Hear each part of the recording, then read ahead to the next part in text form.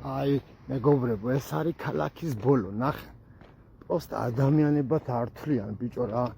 ამ პროგრამაზე ვინც ზის, ეს ავადმყოფი ადამიანები რო არიან. გადმოყარეს სულ ყველა, წარმოიდგინეთ მეგობრებო. ნაციონალებიც, აი ნაციონალები ხო სადისტები იყვნენ და ნაციონალები არ ექცეოდნენ ესე ავადმყოფ ადამიანებს, ბიჭო. პროგრამაზე ვინც იყვნენ, იმათ ბიჭო ნორმალური ადგილი და ხო ხტები, ბიჭო, სისუფთავე და ყველაფერი და აქ ნახე, სავირთხეთი, სანაგვე, ბიჭო, სად შემოყარეს ხალხი, ნახეთ, ბიჭო, პროსტა რა უქნენ ადამიანებს. მერე კიდე, ბიჭო, ზოგს ბიჭო ბავშვი მიყავს სკოლაში, ზოგს სამსახურში ეჩქარება, ზოგს კიდე თავისი საქმე აქვს, ხო? თქვენ ბიჭო აქ მოიყვანთ ამდენ ადამიანებს.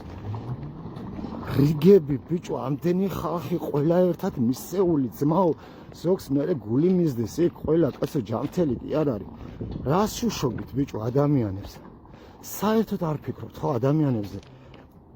მიშა სააკაშვილს რო ატკივდეს, არიქა გლახათ რო დაამტკნაროს, არო დააცემინოს მიშა სააკაშვილმა ეგრევე, ბიჭო, 1000 პროფესორებს და ექიმებს დაასწრეთ თავზე და ეს არის ბიჭო საქმე?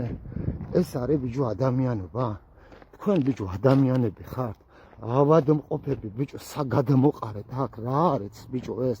თქვენ არა ადამიანებო და ეხა გამოდგებით და არჩევნებზე ხმა მიეცეთ ქართულ ოცნება. რა ხმა ვინ უნდა მოგცეთ ბიჭო თქვენ ხმა?